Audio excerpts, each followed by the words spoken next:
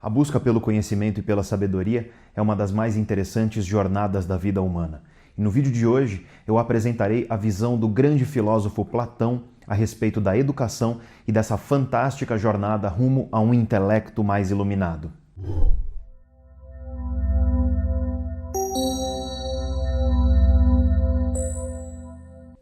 Uma das passagens filosóficas mais famosas da história é a Alegoria da Caverna de Platão. Trata-se de uma alegoria, ou seja, uma história em que os personagens e eventos simbolizam algo em nossas vidas. Em outras palavras, os elementos da história são referências simbólicas a algo que de fato existe. A fama da Alegoria da Caverna não é banal, ela não existe à toa. Trata-se de um dos textos mais densos e ricos da história da filosofia, mas infelizmente o entendimento das pessoas a respeito dele é tipicamente raso. Muitos de nós fomos obrigados a aprender a Alegoria da Caverna na escola, mas os professores frequentemente não apresentam as ideias da melhor forma. Isso faz com que os alunos não percebam a relevância do tema que foi estudado. Então, hoje eu resolvi explicar essa fantástica alegoria, fazendo um paralelo com os dias atuais, um paralelo com o mundo em que nós vivemos hoje. Platão viveu na Grécia, mais especificamente em Atenas, entre os séculos V e IV a.C.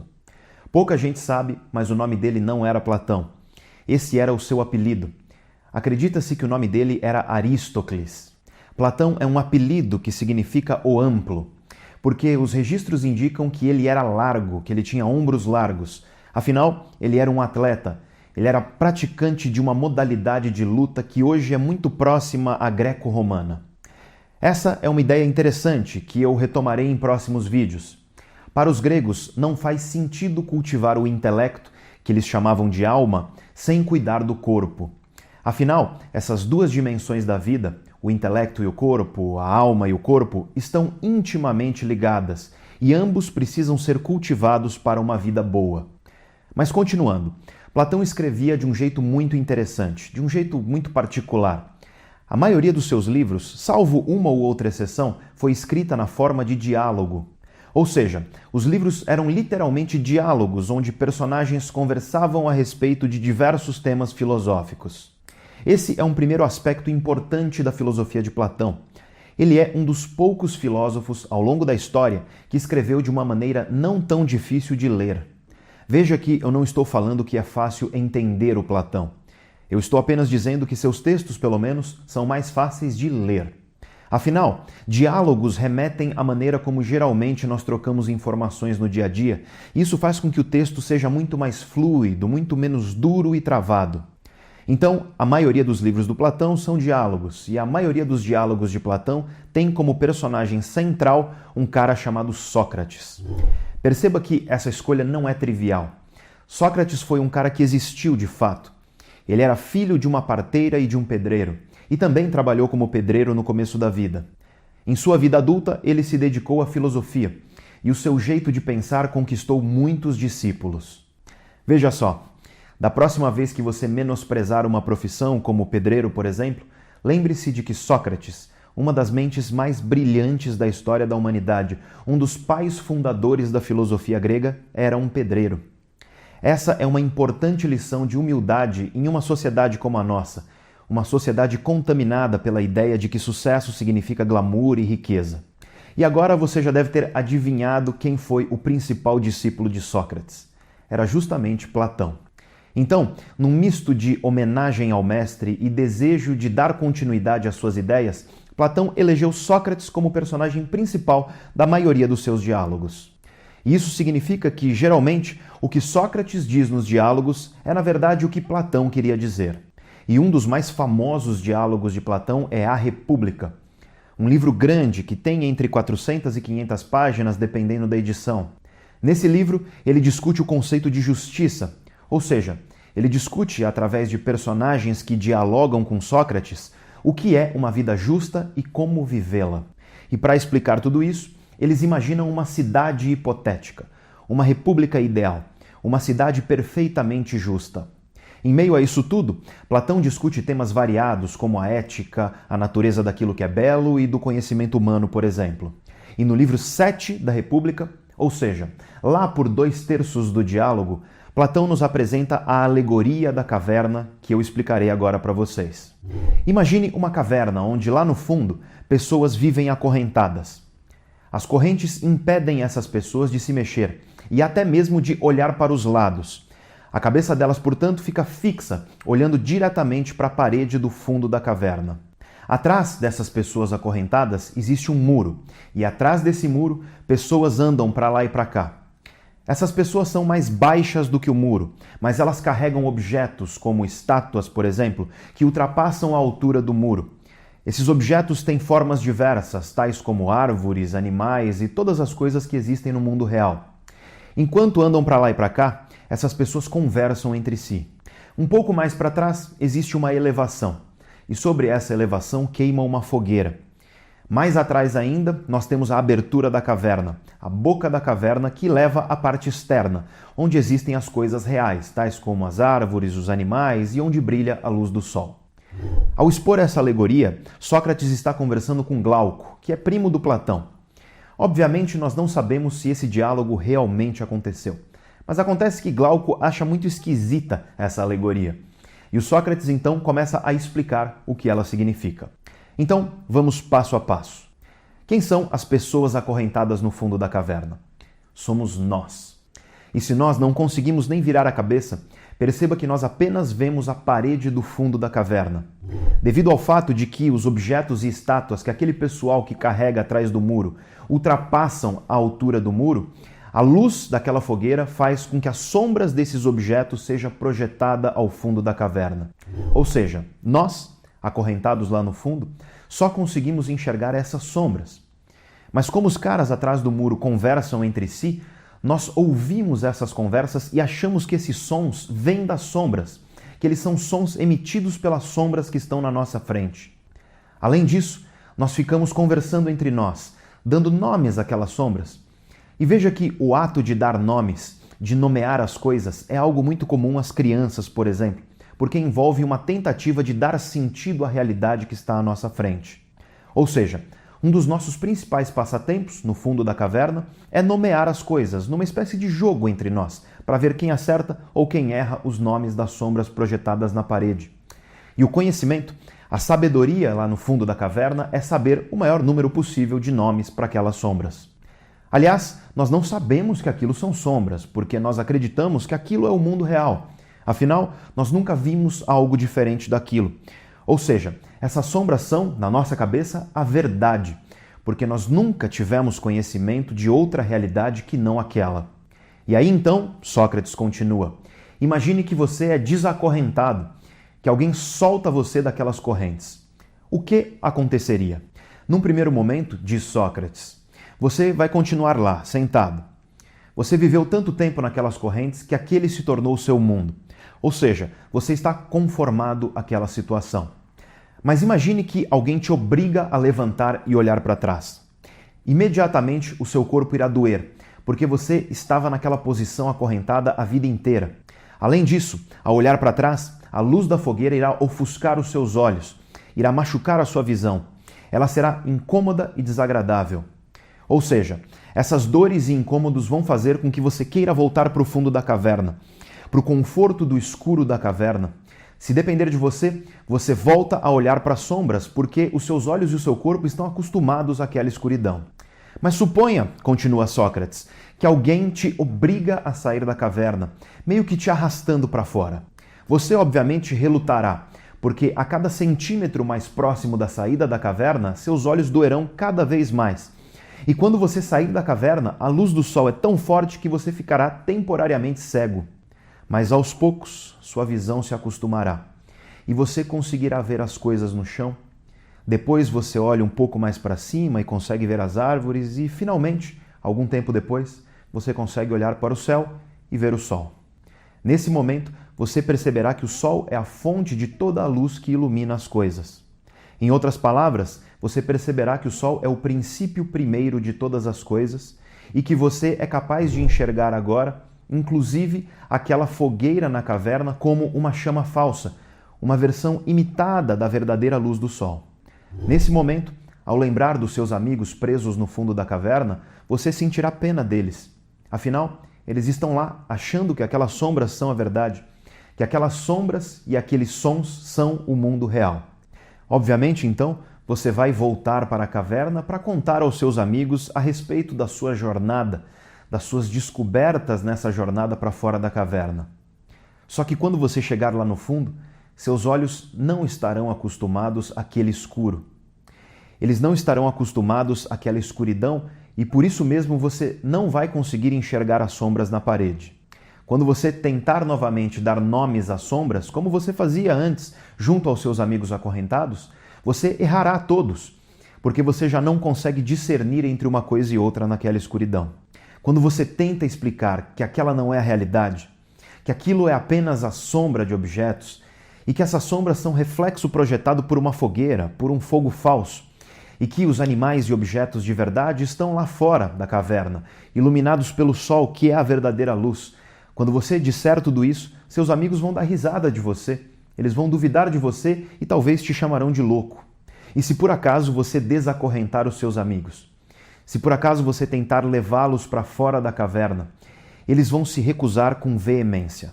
Afinal, não só eles acham que você foi imbecilizado por sair da caverna, devido ao fato de que você não sabe mais discernir as sombras umas das outras, mas além disso, ao levantar e olhar para o fundo, eles sentirão dor e incômodo, e por isso desejarão permanecer no conforto do fundo da caverna.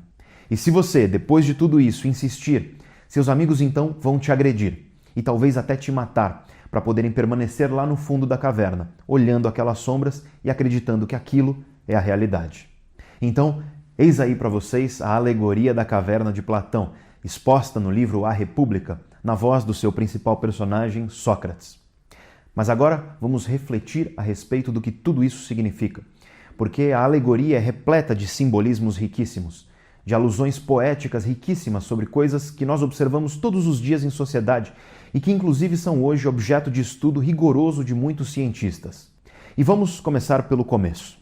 Nós estamos acorrentados ao fundo de uma caverna, acreditando que as sombras são, na verdade, o mundo real. Essas sombras estão muito, mas muito longe de ser a realidade. Afinal, são sombras de objetos e estátuas que não são reais, projetados pela luz de uma fogueira que não é a luz real. Veja que existe uma gigantesca distância entre as coisas reais que estão lá fora da caverna, sob a luz do sol, e as sombras que fazem parte da nossa realidade enquanto nós estamos acorrentados. E essas sombras são as opiniões. A sombra é o que os gregos chamam de doxa, uma palavra grega que é comumente traduzida como opinião, mas que eu acredito que tem uma tradução muito melhor: senso comum. Ou seja, a opinião geral da maioria das pessoas ou o senso de realidade comum à maioria. E aquelas outras pessoas que estão atrás do muro, segurando aquelas estátuas e objetos, certamente são pessoas de grande poder. Pessoas que possuem uma gigantesca influência, porque tudo o que eles seguram e carregam é projetado nas sombras e, portanto, eles são literalmente formadores de opinião. Eles são os indivíduos responsáveis por projetar aquilo que virá a ser o senso comum da sociedade. Na época de Platão, a democracia grega estava em alta e os gregos governavam de uma forma muito interessante. Democracia significa governo do povo. Demos, em grego, é povo e, portanto, o povo era quem governava. Ou seja, se você era cidadão ateniense, você tinha o direito de ir à Ágora, uma espécie de praça central onde os atenienses se reuniam periodicamente para debater os temas de interesse público. Lá na Ágora, todo mundo tinha o direito de falar sobre o que bem entendesse. Havia apenas uma figura, chamada mediador, que era responsável por receber os temas que seriam discutidos, por colocar os temas em ordem e por dar e tirar a palavra de quem fosse falar. Mas para garantir que a coisa era realmente livre, o mediador era sorteado aleatoriamente entre os participantes da assembleia e permanecia como mediador por um número limitado de assembleias até que outro era sorteado e mais outro e depois por aí vai. Isso servia para garantir que todo mundo que quisesse falar, falava e que não havia picuinhas pessoais ou qualquer outro tipo de enviesamento, qualquer outro tipo de censura ao povo. Afinal, aquele era o governo do povo. E nessas assembleias na Ágora eram tomadas decisões que hoje, na democracia brasileira, são tomadas pelos três poderes, ou seja, literalmente o governo era do povo, onde todo mundo podia falar e governar. Obviamente, algumas decisões não ficavam na mão do povo, como por exemplo as decisões militares, mas a democracia ateniense era, mesmo assim, muito interessante. Nós devemos lembrar, é claro, que nem todo mundo era povo naquela época. Povo era quem era cidadão, e cidadão era homem, filho de pai e mãe ateniense, adulto, com serviço militar concluído. Isso excluía a maioria da população. Isso excluía as mulheres, as crianças, os escravos e os estrangeiros. Estima-se que em Atenas, naquela época, havia coisa de 250 a 300 mil habitantes, e que desses 300 mil, cerca de 10% eram cidadãos.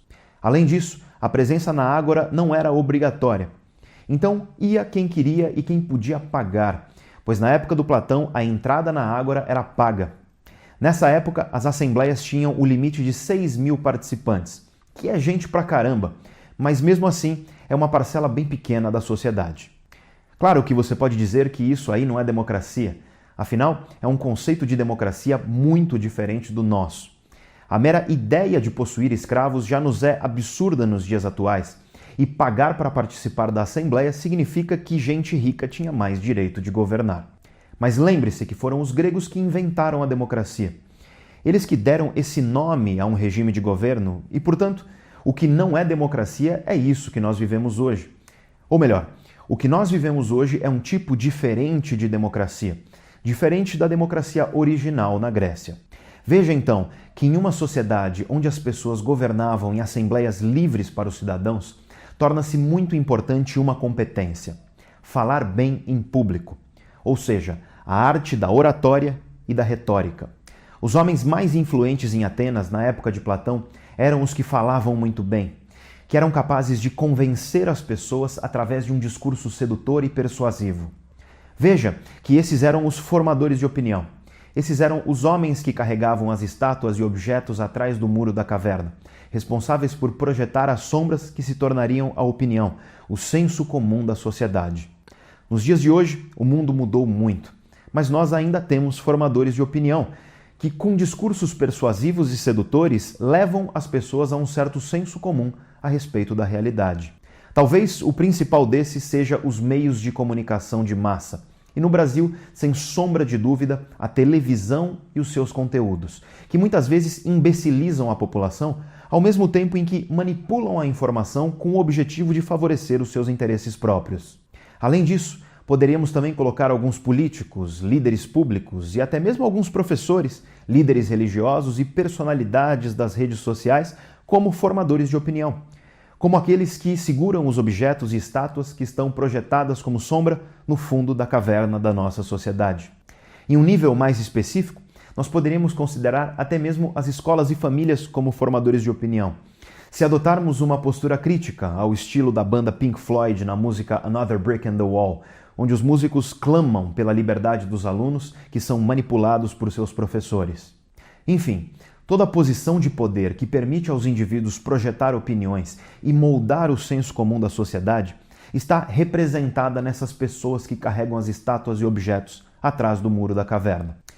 Perceba que os meios de comunicação, como a TV, nos dizem o que é o mundo, como ele funciona, como nós devemos nos comportar nele, e muita gente leva isso a sério, acreditando realmente que isso é a realidade, que o mundo real é esse mundo que nós vemos na TV.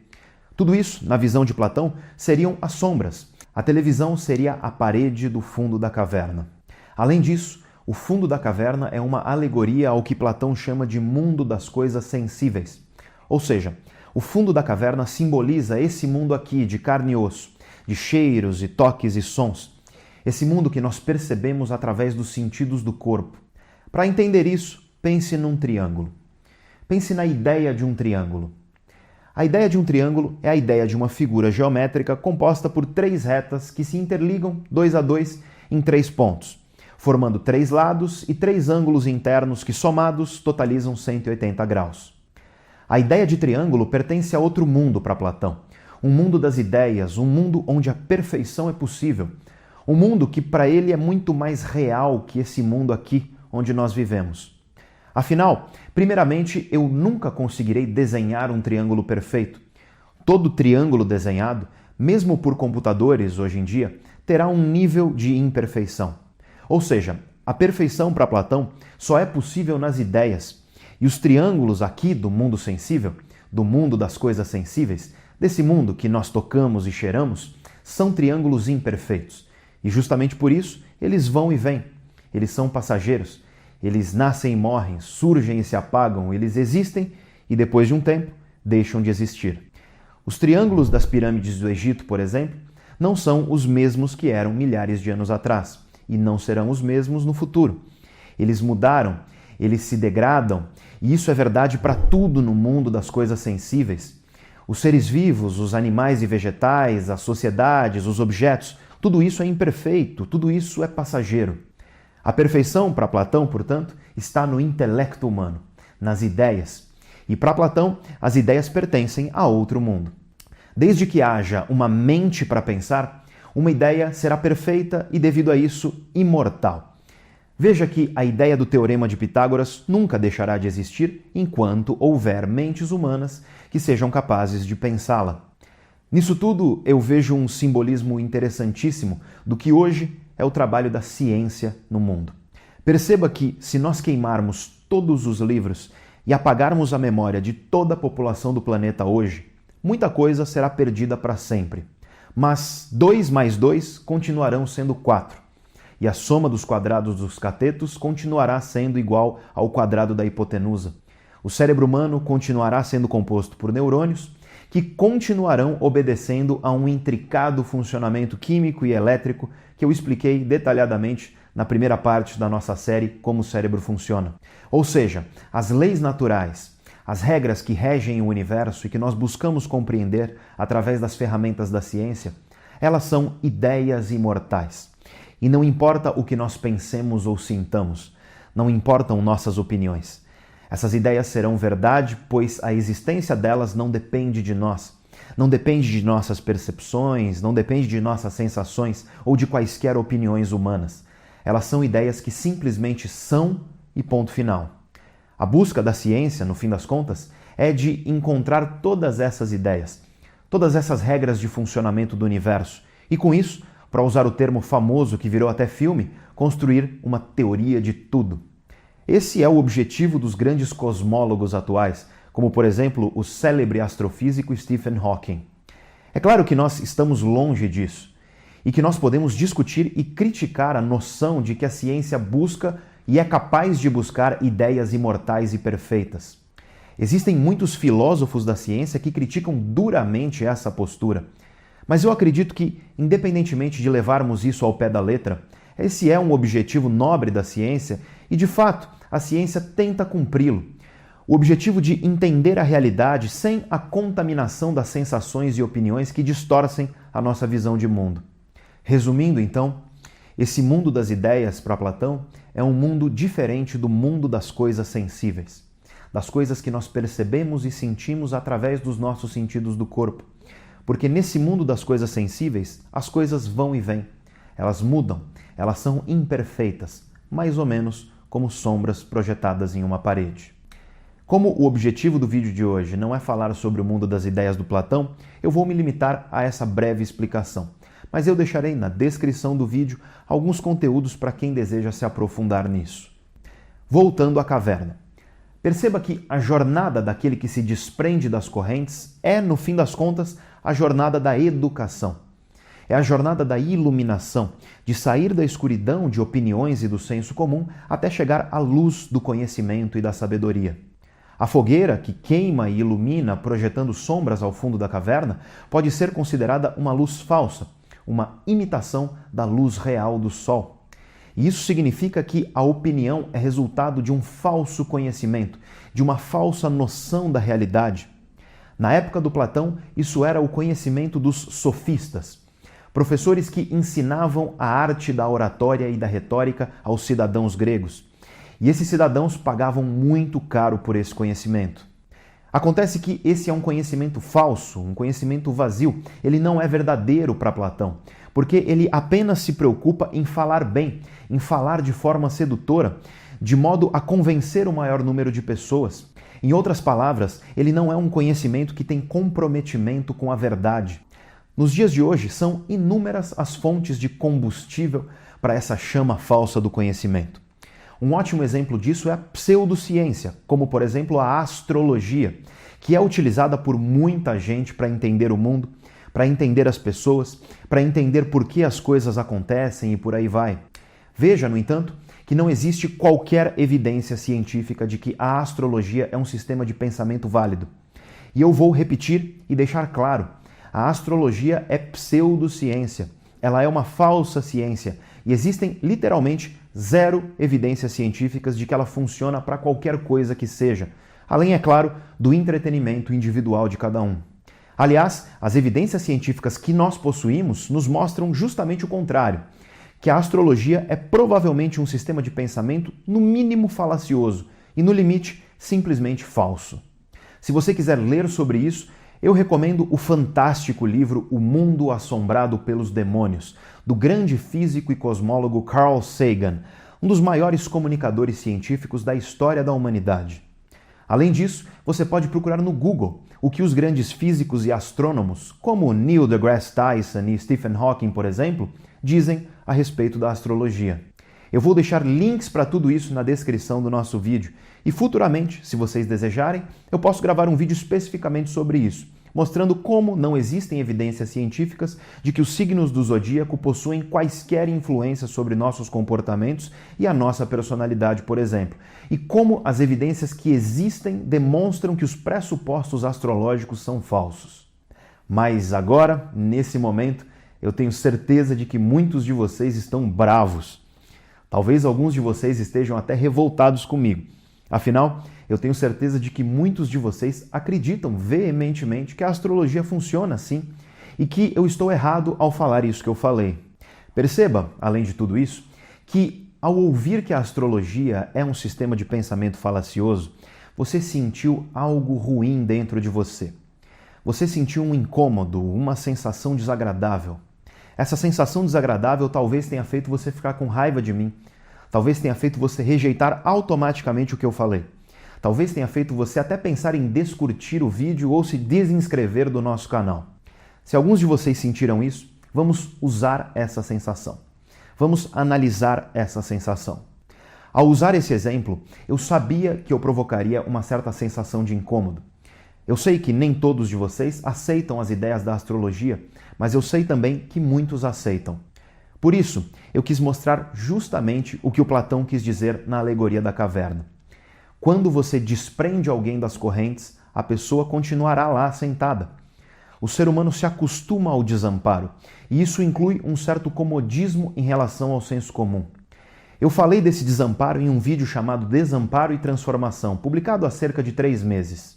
Mas, além disso, ao tentar levar aquelas pessoas que estavam acorrentadas para fora da caverna, você causará incômodo e desconforto. Ou seja, se desprender do senso comum. Se desprender de crenças e opiniões enraizadas é muito difícil e gera um incômodo automático. Se você acredita em astrologia, provavelmente foi isso que você sentiu quando eu critiquei a astrologia. Esse incômodo, inclusive, nos faz rejeitar automaticamente ideias. Nos faz ter uma preferência por aquilo que confirma nossas crenças anteriores e uma enorme rejeição por qualquer coisa que refute as nossas crenças. Na ciência, o nome disso é viés de confirmação. Então, antes de criticar ou descurtir o vídeo, antes de se desinscrever do nosso canal, eu convido você a ler os livros e assistir aos vídeos que eu deixarei na descrição. E você verá que eu não critico a astrologia porque eu tenho algum problema pessoal com ela, que eu não critico a astrologia para causar algum incômodo ou desconforto em você, mas simplesmente porque as evidências científicas atuais nos permitem afirmar com segurança que a astrologia é uma pseudociência. E o caminho para fora da caverna, então, será doloroso, ele será incômodo, ele nos machucará. Qualquer um de vocês que já teve que estudar, que já teve que ralar para compreender uma ideia, qualquer um de vocês que já acreditou em algo, mas que hoje já não acredita mais porque estudou e percebe que estava errado. Se você já passou por essas situações, você sabe o incômodo, você sabe o desconforto, você sabe o quão desagradável é passar por isso, mas você também sabe que depois que você sai da caverna, voltar para ela é impossível. Aliás, a alegoria da caverna nos ensina algo fundamental para a educação. Existem 2 tipos de desconforto e confusão mental. quando se sai da escuridão para a luz e quando se sai da luz para a escuridão. Por isso, nos diz Platão, nunca tire sarro de pessoas confusas. Elas estão confusas porque elas estão incomodadas com um conhecimento que ainda não conseguem adquirir, ou então incomodadas por não conseguir se adequar a um tipo de conhecimento que elas já superaram. Nos dois casos, nós necessitamos ter compreensão. Nós precisamos ter respeito, porque ao tirar sarro das pessoas, ao ridicularizá-las devido ao fato de estarem confusas, nós estamos as ridicularizando por algo que simplesmente não está nas mãos delas, algo sobre o qual elas não têm controle algum.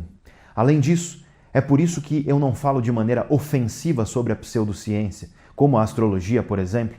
Eu sei que a astrologia é importante para muita gente, e eu sei que não é da noite para o dia que você irá ler e pesquisar astronomia, astrofísica e psicologia da personalidade para só então entender as razões pelas quais a astrologia não é um sistema de pensamento válido. Isso exige tempo e dedicação, e eu, como professor, me sinto na obrigação de respeitar o tempo dos meus alunos e de incentivá-los sem ofensas, sem chacota e sem deboche. Se você debochar, se você tirar sarro ou ofender alguém, saiba que você nunca irá se comunicar devidamente com essa pessoa e muito menos será capaz de ensiná-la sobre algo novo. A educação é um lento processo de saída da escuridão rumo à luz, um processo doloroso e demorado, que deve ser respeitado e que cada um viverá à sua própria maneira. E além disso, a alegoria da caverna nos ensina que professores que desejam impor as suas ideias, professores que desejam enfiar ideologias, ideias e visões de mundo goela abaixo dos seus alunos, esses professores serão sempre fracassados em sua profissão. Afinal, o caminho para fora da caverna deve ser trilhado por cada um de nós.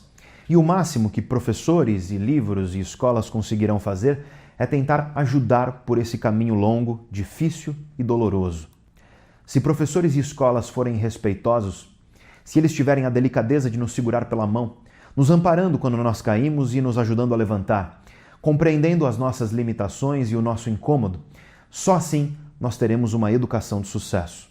Uma penúltima lição da alegoria da caverna é em relação à internet. Eu vejo a internet simultaneamente como o fundo da caverna e a luz do sol. Aqui nós podemos encontrar conteúdos riquíssimos, ao mesmo tempo em que nós somos mergulhados em um oceano de senso comum e informação deturpada e mentirosa. Infelizmente, as nossas escolas atualmente se dedicam a preparar os jovens para fazer o vestibular, e não para serem cidadãos e seres humanos capazes de um pensamento autônomo, de um pensamento livre das correntes da caverna. Não é à toa que cada vez mais gente forma suas visões de mundo a partir de memes e notícias falsas. Eu já falei sobre esse tema detalhadamente no vídeo A Biblioteca de Babel. E a última lição da alegoria da caverna que eu gostaria de dividir com vocês aqui é muito pessoal e se aplica a todos nós, incluindo eu mesmo como professor. Nós estamos todos dentro da caverna. Eu vejo, diferente do Platão, que nós nunca seremos capazes de sair dessa caverna. Alguns estão lá no fundo, outros estão mais próximos da saída, mas nós nunca sairemos da caverna porque é impossível possuir uma sabedoria plena, uma sabedoria como a de Sócrates, Buda ou Jesus Cristo, por exemplo. Qualquer um que estuda percebe que quanto mais nós sabemos, mais nós percebemos que falta nos saber. Quanto mais conhecimento nós temos do mundo, mais nós percebemos o número de coisas que ainda são desconhecidas. Para nós, meros mortais de carne e osso, a sabedoria é apenas um ideal. Um ideal muito importante, mas que nos deve fazer gratos e humildes. Afinal, todos nós estamos em uma jornada rumo à luz. E não é porque eu sou professor que eu não tenho ainda muita coisa a aprender. Não é por ser professor que eu não posso encontrar alguém mais iluminado do que eu, que me tome pela mão e me leve um pouquinho adiante nessa jornada fantástica que é a busca pelo conhecimento humano. Mas isso não deve levar vocês a acreditar que tudo pode, que todas as ideias são permitidas e iguais. Se tem uma coisa que a ciência e a filosofia nos permitem nos dias de hoje, é discernir as ideias ruins das ideias boas. É discernir as ideias que são fundamentadas das que não são. É graças a esse discernimento que nós estamos fazendo com que o mundo evolua, que nós estamos evoluindo enquanto sociedade, reduzindo a violência, promovendo mais bem-estar e melhores condições de vida para cada vez mais gente. É graças a isso que nós estamos construindo uma saúde cada vez melhor para a humanidade. Eu sou otimista e os dados e observações científicas mostram que a humanidade está melhorando sim. Talvez essa melhora não esteja acontecendo na velocidade ideal, mas é justamente através do discernimento, através do uso do nosso intelecto e da nossa educação. É através disso que nós seremos capazes de construir um mundo amanhã melhor do que esse que nós vivemos hoje. O vídeo de hoje foi muito mais longo e mais denso do que de costume, mas esse é um tema